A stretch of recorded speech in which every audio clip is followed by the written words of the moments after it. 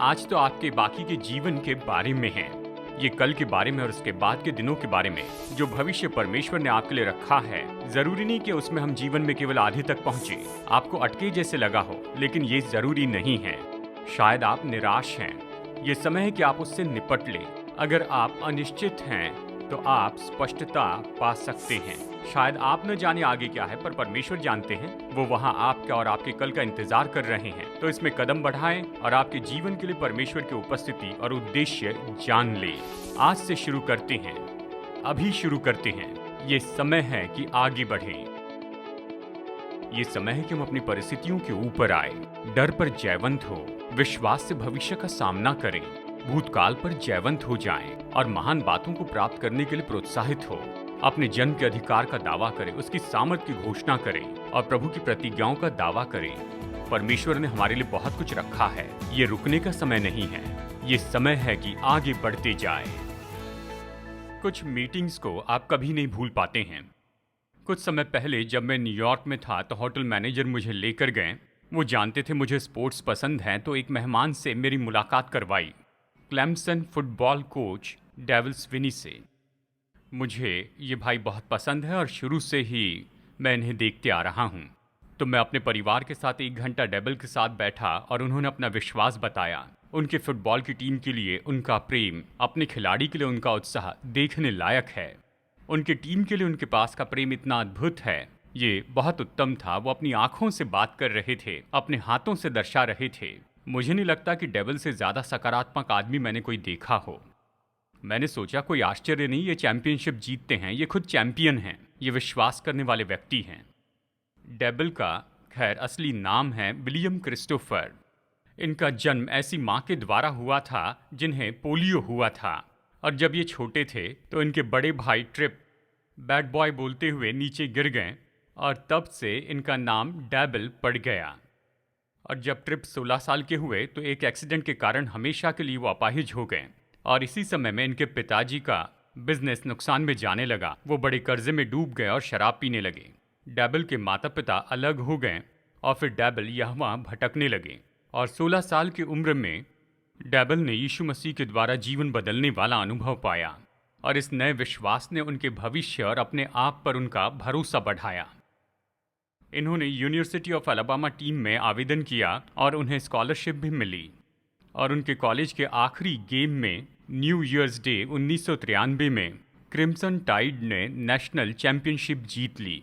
अपने college career के अंत में डेविल ने अपने पिता के साथ मेल मिलाप किया और उन्हें मसीह यीशु के पास ले आए। फिर 2003 में डेविल क्लिम्सन यूनिवर्सिटी में कोचिंग स्टाफ के रूप में जुड़ गए। 2008 में ये हेड कोच हो गए। उस समय क्लिम्सन को तो जीतते हुए खेल को हारने के लिए जाना जाता था। ये इतना ज़्यादा हुआ कि लोग कहने लगे क्लिम्सनिंग। कोच ने जाना कि उनकी यूनिवर्सिटी में अपने ऊपर विश्वास बहुत ही कम है, उनके प्रोग्राम से बाहर ही है, तो उन्होंने ट्रेनिंग रूम के बाहर एक बड़ा साइन लगाया। उस पर एक शब्द लिखा था और वो था विश्वास। कोच का विश्वास सही था और एक से दूसरे में फैलते गया। चाहे कितनी भी चुनौती हो, वो अपने प्लेयर्स पर विश्वास रखते थे। उनका अपने ऊपर के विश्वास से भी बढ़कर वो इन पर इतना विश्वास करने लगे कि उनका भरोसा बढ़ने लगा, और उनकी अगुवाई में टाइगर्स नेशनल चैंपियनशिप जीत गए 2016 में और 2018 में। आगे बढ़ने के लिए सकारात्मक रवैया लगता है। इसे सुनते हुए शायद आप सोच रहे होंगे, ओहो डॉक्टर जर्मया सकारात्मक सोच के जाल में गिर गए हैं। नहीं, ऐसा नहीं है। मैं इस गड्ढे के बारे में जानता हूँ। हमें खुद को सुरक्षित रखना है सेल्फ हेल्प आइडियोलॉजी से, जो परमेश्वर को एक तरफ रखता है, मनुष्य की योग्यता को बढ़ाकर दिखाता और पूरी सच्चाई नहीं बताता। लेकिन निश्चय ही ऐसा सकारात्मक, आनंद से भरा, आशा से भरा, आशावादी होना है जो कि बाइबल के अनुसार है, और ये केवल मसीह से आता है। तो मैं ये बात स्पष्ट बताना चाहता हूँ, आप एक ही समय में आशावादी और विश्वासी हो सकते हैं, और होना ही चाहिए। विश्वास आपके जीवन में सकारात्मक सामर्थ जोड़ता है। आइए फिलिपियों 4:13 पढ़ते हैं। पौलुस लिखता है, जो मुझे सामर्थ देता है उसमें यानी मसीह में मैं सब कुछ कर सकता हूँ। आपके बारे में तो पता नहीं, लेकिन मेरे लिए बहुत ही सकारात्मक सुनाई देता है। जिस व्यक्ति ने इसे लिखा वो तो बहुत ही आशावादी व्यक्ति था। अगर आप प्रेरितों के काम में उसका इतिहास पढ़ें और उसकी 13 पत्रियां पढ़ें, यह आशावाद से भरा है। डॉक्टर जॉन हेनरी जैलेट ने पौलुस के बारे में कहा, उसकी आंखें तो बहुत ही तेजोमय थी। उसके बोलने का तरीका उसकी शिक्षा में झलकता था। उसके जीवन के साहसी और उछाव भरे पल कभी नहीं बदले। उसके आसमान की ज्योति कभी खत्म नहीं हुई। प्रेरित पौलुस तो सकारात्मकवादी था। तो अगले कुछ मिनटों में आइए सामर्थी प्रेरित के पैरों के पास बैठकर उसके सामर्थी भेद सीखते हैं, साहसी और आशावादी और सकारात्मक सोच की। नंबर 1, आपको अपने विश्वास में सकारात्मक रहना है। पौलुस की आशा तो उसके विश्वास से ही शुरू हुई, सकारात्मक कायरता से। पता नहीं शायद आप कायरता जानते हैं या नहीं, लेकिन ये तो निश्चित विश्वास है और गहरा भरोसा है जो आपके मन और आपके दिल के केंद्र में बसा होता है। पौलुस की गहरी कायरता ही उसके अद्भुत जीवन और सेवकाई की बुनियाद थी। सबसे उत्तम भाग ये है कि आप अपने लिए इसे ले सकते हैं, और मैं आपको 2 उदाहरण देता हूं कि इसे कैसे करें। जैसे आप आगे बढ़ते हैं परमेश्वर ने आपके जीवन के लिए जो भी रखा है उसे पूरा करने में। नंबर 1, आपके लिए परमेश्वर के प्रेम के बारे में सकारात्मक रहें। जीवन की सबसे बुनियादी कायरता परमेश्वर के स्वभाव को समझने में जड़ पकड़ी होती है। देखिए, एक भले सामर्थी प्रेमी और सृष्टिकर्ता परमेश्वर के बिना सकारात्मक होने का कोई कारण नहीं। रोमियो अध्याय 8 वचन 38 और 39 में पौलुस के वचनों की ओर ध्यान दीजिए। क्योंकि मैं निश्चय जानता हूं कि न मृत्यु, न जीवन, न स्वर्गदूत, न प्रधानताएं, न सामर्थ, न वर्तमान, न भविष्य, न ऊंचाई, न गहराई, न कोई और सृष्टि हमें परमेश्वर के प्रेम से जो हमारे प्रभु यीशु मसीह में हैं अलग कर सकेगी। इस वचन के भाग में जो सकारात्मकता की बातें हैं उस पर गौर कीजिए। परमेश्वर केवल वास्तविक ही नहीं, वो वास्तविक है और हमसे प्रेम रखते हैं। और वो केवल हमसे प्रेम ही नहीं करते, चाहे हमारा जो भी अनुभव रहा वो हमें उस प्रेम से कभी अलग नहीं कर सकता है। इन वचनों में पौलुस 10 बातों की सूची देता है जिसे हम पढ़ते हैं। इनमें से हर एक निश्चय ही परमेश्वर और आपके बीच में रुकावट हो सकता है। पौलुस पूरी शाश्वती के साथ में ये कहता है कि उनमें से कोई भी कभी परमेश्वर के प्रेम से आपको अलग कर सकता है। रोमियो 8 में परमेश्वर के प्रेम के बारे में सामर्थी जो वचन है फिर बताए गए हैं। इसी किताब के अंत में जो पौलुस ने आशीष दी उसमें जो मेरे पहचान के बहुत से लोगों के लिए पसंदीदा वचन है, खासकर उनके लिए जो अपने जीवन में मुश्किल समय से होकर जा रहे हैं, और ये प्रतिज्ञा है, परमेश्वर जो आशा का दाता है तुम्हें विश्वास करने में सब प्रकार के आनंद और शांति से परिपूर्ण करे कि पवित्र आत्मा की सामर्थ से तुम्हारी आशा बढ़ती जाए। मैं सलाह दूंगा कि प्रतिदिन आप इन शब्दों में प्रार्थना कीजिए, हर सुबह, दोपहर और शाम के समय, जब तक इसे याद न कर लें। ये प्रार्थना आपके जीवन के किसी भी समय में आपके रवैये को बदल देगी, आपकी कायरता को गहरा बनाएगी, विश्वास मजबूत करेगी। और यही तो वेंडू लू ली ने पाया है। चलिए मैं उनके बारे में आपको बताऊं। वेंडी एक बहुत ही अच्छी चाइल्ड एक्टर थी जिसने ग्रेस इंगल्स की भूमिका निभाई television series little house on the prairie में। ये अभी बड़ी हो चुकी हैं और इनके जीवन में ऐसी बहुत सी मुश्किलें आई जिनमें से एक है तंदुरुस्ती की समस्या। लेकिन ये परमेश्वर पर गहरा विश्वास रखती हैं और यीशु मसीह के साथ इनका व्यक्तिगत संबंध है। जब फॉक्स न्यूज़ ने इनका इंटरव्यू लिया कि तंदुरुस्ती की समस्या कैसे प्रभाव डाल रही है, तो इन्होंने कहा, मैं रोमियो 15:13 के इस वचन में बार बार जाती हूँ। मैं सर्जरी के बाद इतने आनंद से और शांति से भर गई जो मेरी समझ से बिल्कुल परे था। और मैं सोचती हूँ ये इसीलिए क्योंकि परमेश्वर पर मैंने भरोसा किया। अपनी किताब द विजडम ऑफ टेंडरनेस में ब्रैंडन मैनन एडवर्ड फैरो की कहानी बताते हैं ऐसे व्यक्ति जिन्होंने अपने शहर डेट्रॉइट से निकलने का निर्णय लिया कि आयरलैंड में जाए और वहाँ पर अपने चाचा का 80वां जन्मदिन मनाएं। उनके चाचा के जन्मदिन के सुबह के समय वो लेक किरामी के किनारे पैदल घूमने निकले, और जैसे सूर्योदय हुआ तो उनके चाचा सूर्योदय की उस रोशनी को देखने लगे और 20 मिनट तक वो चुपचाप खड़े रहें। और फिर उनके बुजुर्ग चाचा अपनी शोरलाइन पर कूदने लगे। उस उम्र में वो स्कीपिंग करने लगे और उनके चेहरे पर तेजों में मुस्कान थी। और जब एडवर्ड उनके पास में गए तो कहा, अंकल आप बहुत खुश दिखाई दे रहे हैं, क्या आप मुझे बताएंगे कि क्यों? हाँ बेटा, उस बूढ़े ने कहा, और उस समय उसके आंखों से आंसू बहने लगे। देखो, पिता मुझसे इतना प्यार करते हैं, ओह, मेरे पिता तो मुझसे बहुत प्यार करते हैं। उस समय अंकल सीमस ने अनुभव किया कि स्वर्गीय पिता उनसे कितना प्यार करता है, और उनके दिल में उमड़ने वाला आनंद बहते चला गया और वो झील के किनारे पर ऐसे नाचने लग गए। कभी आपने ऐसा पल अनुभव किया है कि आपने जागकर कभी कहा है, वो सच में मुझसे प्रेम करते हैं? क्या आप जानते हैं आशा रखकर सकारात्मक से उमड़ना क्या है? पौलुस ने ऐसे किया और आप भी कर सकते हैं। आशा और सकारात्मकता आपके जीवन में प्रतिदिन का रवैया हो सकती है। तो आपके लिए परमेश्वर के प्रेम के बारे में सकारात्मक रहे, और फिर दूसरी बात, आपके लिए प्रभु की योजना के बारे में सकारात्मक रहें। प्रेरित पौलुस तो हमेशा भविष्य के बारे में कहता रहा। उसने भूतकाल को पीछे छोड़ दिया और जो भी उसके सामने था उसके लिए आगे बढ़ा। और जब वो मृत्यु के पास पहुंचा तो पौलुस भविष्य के बारे में उत्साहित था। जरा सोचिए, जबकि उसे मार दिया जाने वाला था तो भी वो कल के लिए आशा रखे था। पौलुस ने अपना अंतिम पत्र तो तिमुथियुस को लिखा था, और ये उसने रोम के जेल से लिखा था जहां वो मृत्यु का इंतजार कर रहा था। तो देखिए अपनी अंतिम किताब के अंतिम अध्याय में वो क्या कहता है। क्योंकि अब मैं अर्घ के समान उंडेला जाता हूं और मेरे कूच का समय आ पहुंचा है। मैं अच्छी कुश्ती लड़ चुका हूं, मैंने अपनी दौड़ पूरी कर ली और विश्वास की रखवाली की है। भविष्य में मेरे लिए धर्म का वो मुकुट रखा हुआ है जिसे प्रभु जो धर्मी है और न्यायी है मुझे उस दिन देगा, और मुझे ही नहीं वरन उन सबको भी जो उसके प्रकट होने को प्रिय जानते हैं। देखिए, पौलुस के पास जीने और मरने के बारे में बहुत ही अद्भुत दृष्टिकोण था। कुछ साल पहले उसने फिलिपियों को इसके बारे में इन शब्दों में बताया था, क्योंकि मेरे लिए जीवित रहना मसीह है और मर जाना लाभ है। पर यदि शरीर में जीवित रहना ही मेरे काम के लिए लाभदायक है तो मैं नहीं जानता कि किसको चुनूं, क्योंकि मैं दोनों के बीच अधर में लटका हूं। जी तो करता है कि कूच करके मसीह के पास जाऊं जो मेरे लिए अच्छा है, परंतु शरीर में रहना तुम्हारे कारण और भी आवश्यक है। आशावादी के लिए कोई उम्र नहीं होती जो कल को बिल्कुल ताज़ा रखती है। मसीह के अनुयायी के रूप में मैं मरने को तैयार हूं और जीने की इच्छा है। चाहे कुछ भी हो, मैं नहीं जानता कि परमेश्वर आगे क्या करेंगे। मैं अपनी कायरता के बारे में सकारात्मक हूं। अगर आप ऐसे मानसिक रवैया पाना चाहते हैं कि सपना देख सकें और विश्वास कर सकें, आपको मन सही करना है, और जब मन सही हो जाएगा तो आप सकारात्मक कायरता पाएंगे।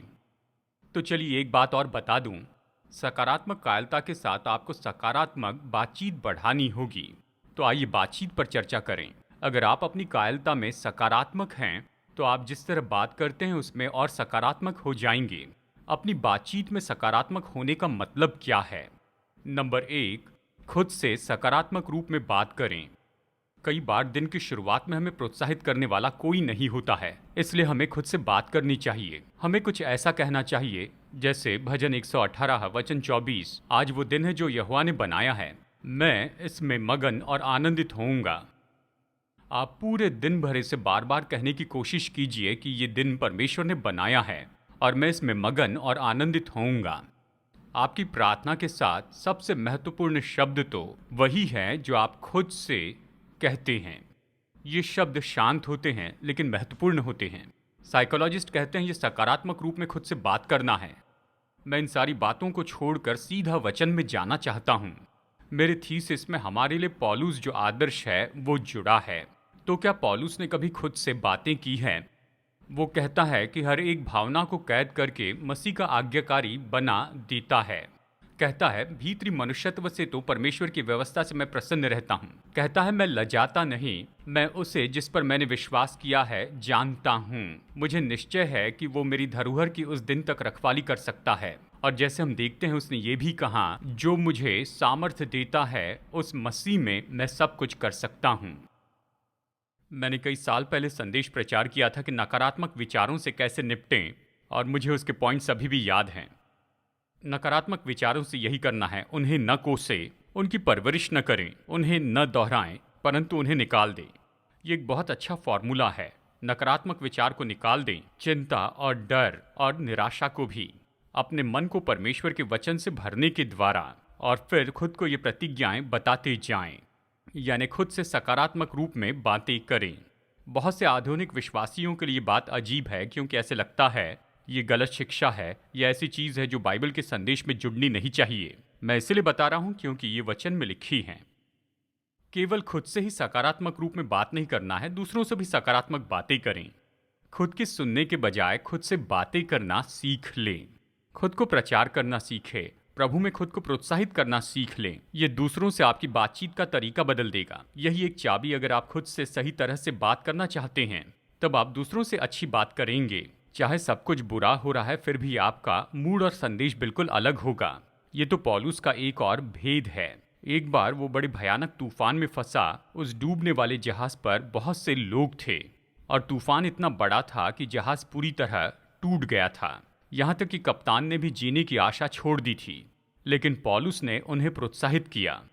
ऐसी भयानक विपत्ति के समय भी उसने खड़े होकर कहा, हे सज्जनों, धाड़स बांधो, क्योंकि मैं परमेश्वर का विश्वास करता हूँ। तूफान तो और बढ़ता गया, और ये तो उस समय का भयानक ऐसा तूफान था, और उस जहाज में 276 लोग थे। 2 हफ्ते तक वो इतनी पीड़ा में रहे, जिसके कारण इन लोगों की आखिरी आशा भी टूट गई। उनमें से न कोई खा पाया न सो पाया, क्योंकि रात को वो तो डर जाते और सो नहीं पाते थे। प्रेरितों के काम अध्याय 27 में हम पौलुस के बारे में पढ़ते हैं। हम ऐसे पढ़ते हैं, भोर होने को था तो पौलुस ने भोजन के लिए उन्हें समझाया। आज 14 दिन हुए कि तुम आस देखते देखते भूखे रहे और कुछ भोजन न किया। तुमने कुछ भोजन न किया, इसलिए मैं समझाता हूँ कि कुछ खा लो, जिससे तुम्हारा बचाव हो, क्योंकि तुम में से किसी के सिर का एक बाल भी न गिरेगा। फिर कहता है, ये कहकर उसने रोटी लेकर सबके सामने परमेश्वर का धन्यवाद किया और तोड़कर खाने लगा। तब वे धाड़स बांधकर भोजन करने लगे। क्या आप जानते हैं, ऐसे व्यक्ति को चाहे आप जीवन में जिससे भी जा रहे हैं, जो आप में ऐसी सकारात्मक सोच ला सकता है। जानते हैं हम अक्सर क्या करते हैं? मुझे याद है जब कई साल पहले मैं कैंसर से लड़ रहा था, लोग जो बातें करते वो तो अविश्वसनीय ऐसी बातें थी। वो जानते थे कि मुझे कौन सा कैंसर है। उन्होंने कहा मेरे चाचा को ये हुआ था और वो मर गए। उन्हें तो मुझे उत्साहित करना था, और आखिर में ऐसी परिस्थिति आई कि अगर मैं उन्हें दूर से ही देखता तो ये कहता, रुकिए, अगर इस कहानी का अंत अच्छा नहीं है तो मुझे सुनना ही नहीं है। मुझे वो नहीं चाहिए। मुझे ऐसे लोग चाहिए जो मुझे प्रोत्साहित करें और मेरी मदद करें। देखिए, मनोदशा की सामर्थ्य तो निश्चित बाइबल के अनुसार है, और वो सकारात्मक है। जितना ज़्यादा हम अपनी मुश्किलों के बारे में कहें, उतना ज़्यादा हम उन्हें फिर से दोहराते हैं, उतनी निराशा हम फैलाते जाते हैं, जो हमारी परंपरा के लिए हानिकारक है।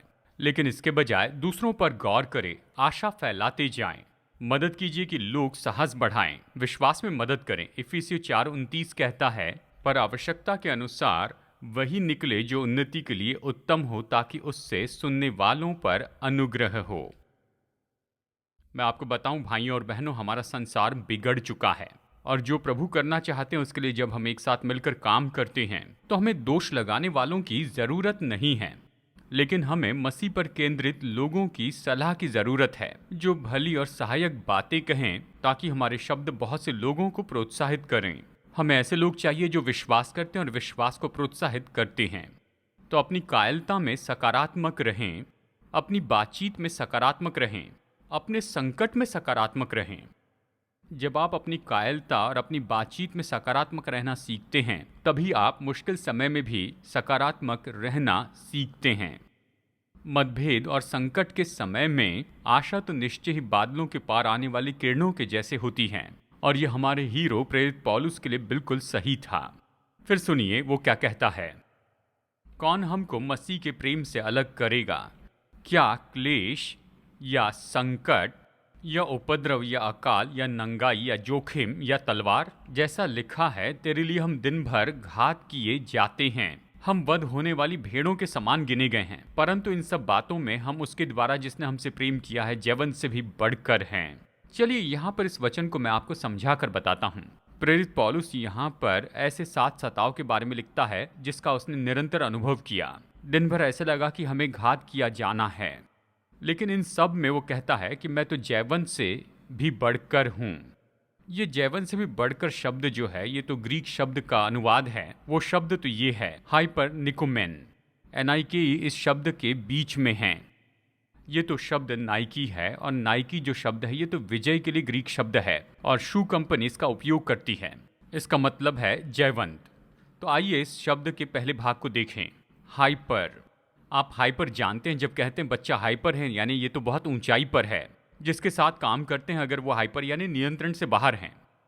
तो पौलुस कहता है इन सारी समस्याओं के बीच में ये सातों चीजें जो मेरे विरुद्ध में आती हैं, मैं तो हाइपर जयवंत हूं, और मैं केवल जयवंत ही नहीं, मैं तो जयवंत से बढ़कर हूं।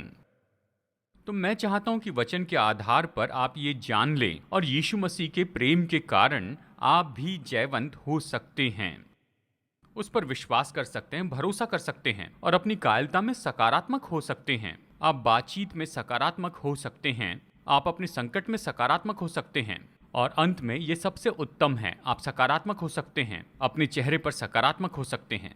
आपका मूड हमेशा आपके चेहरे पर दिख जाता है, क्या आप ये जानते हैं? जब आपके दिल में आशा होगी तो निश्चय आपके चेहरे पर बड़ा आनंद दिखेगा। किसी ने कहा जो कुछ भी कुएं में है वही तो बकेट में निकलेगा। दुर्भाग्यवश मेरे पास प्रेरित पौलुस की कोई फोटो नहीं है, तो साबित नहीं कर सकता कि उसका चेहरा तेजो में था, लेकिन कौन संदेह करेगा? उसकी मुस्कान और सकारात्मक रवैया उसके लेखों में दिखता है। उदाहरण के लिए उसने एक बार कुरिन्थियों से इस तरह से कहा था, उसने कहा, परंतु जब हम सबके उघाड़े चेहरे से प्रभु का प्रताप इस प्रकार प्रकट होता है जिस प्रकार दर्पण में, तो प्रभु के द्वारा जो आत्मा है हम उसी तेजस्वी स्वरूप में अंश करके बदलते जाते हैं। शायद आप इसे जानते हैं या नहीं, लेकिन साइकोलॉजिकल साइंस के अनुसार देखा जाए तो कैंसर स्टडी की एक यूनिवर्सिटी ने अद्भुत बात पाई, मुस्कान के बीच में और आपके जीवन की मुश्किलों से बाहर आने में बड़ा लिंक है। क्या आप जानते हैं दो तरह की मुस्कान हैं?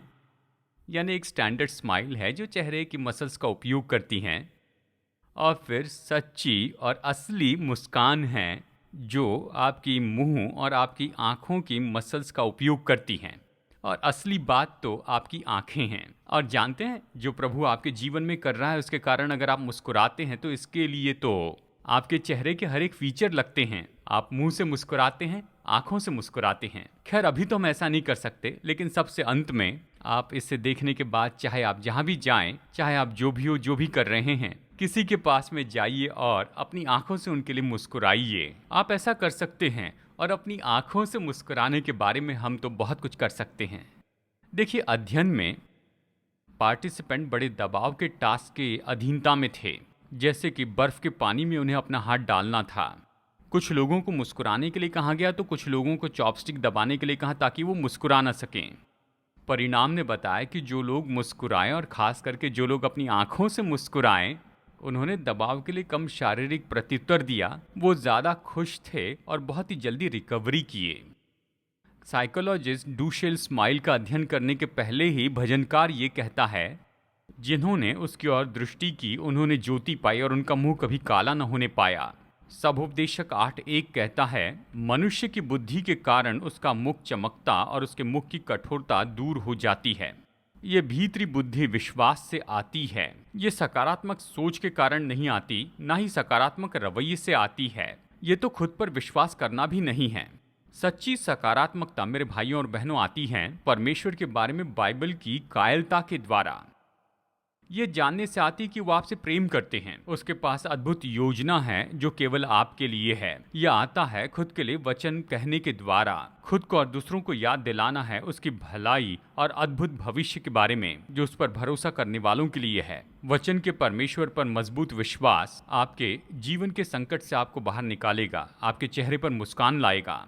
आपका विश्वास आपको तेजोमय बनाएगा। मेरे मित्र जो कि मेरे ट्रेनर हैं, उनके बारे में एक बात मुझे बहुत पसंद है।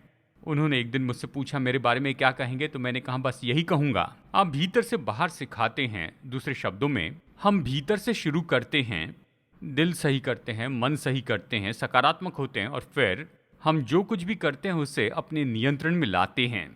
तो मैं आपसे बस यही कहना चाहता हूँ कि आप सकारात्मक हो सकते हैं। सकारात्मक होना सही है।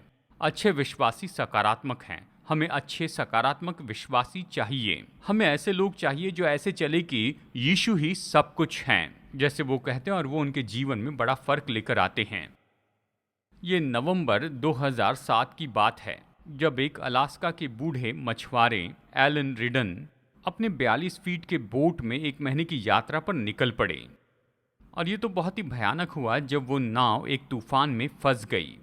जैसे तैसे वो राफ्ट में चढ़े और अपने सर्वाइवल सूट को पहनने लगे और मेड सिग्नल कोस्ट गार्ड को भेज दिया। लेकिन वातावरण बुरा था और ये छोटी सी नाव यहाँ वहाँ थपेड़े खाने लगी। ऐसे इस राफ्ट के बीच में रहते हुए एलन ने आशा खो दी। इनका दिमाग परेशान हो गया और बहुत ही जल्दी ये निराशा में डूब गए। वो ये सोचने लगा, क्या लाइफ इंश्योरेंस उनके परिवार का प्रबंध करेगा।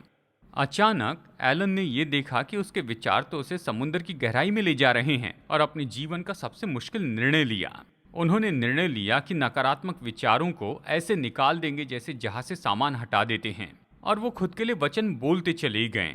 जोर जोर से प्रभु का वचन बोलने लगे। उनके मन में जो भी अच्छी बात आई उसके लिए परमेश्वर को धन्यवाद देने लगे। उन्होंने कहा कि कम से कम देखो, मैं सर्वाइवल सूट में हूँ और मेरे सूट पर यहाँ पर बत्ती भी लगाई गई है, यानी मैं किसी तरह के क्राफ्ट में हूँ। कम से कम मेरे पास ये जैकेट है, मैं मजबूत हूँ, अच्छा तैरने वाला हूँ, मुझे पानी का कोई डर नहीं है। जैसे मानसिक कश्मकश बढ़ती गई, अंधकार बढ़ता गया, पर वो समर्पित रहे कि अपनी सारी शक्ति के साथ में उसे थामे रहें, कि आशा को थामे रहें। बाद में उन्होंने कहा कि निश्चय परमेश्वर की ओर से अनुग्रह था, मुझे अपने हर एक विचार के लिए लड़ना ही था। 10 घंटे के बाद इन्हें बचाया गया। ट्रेसी माइल्स, इन्होंने अपनी किताब अनसिंकेबल फेथ में इनके बारे में लिखा कि ये जो असली बचाव था वो बाहरी नहीं था पर भीतरी था। ये तो तूफान के बीच पाया गया और अनुग्रह से हुआ। राइडन ने खुद को परमेश्वर में जोड़ दिया और सकारात्मक विचार पाए जिससे वो तैरते चले गए। वो सही थी। विश्वास करना और अपने मन को सही बनाना ये सकारात्मक बात के लिए बहुत ही ज़रूरी है।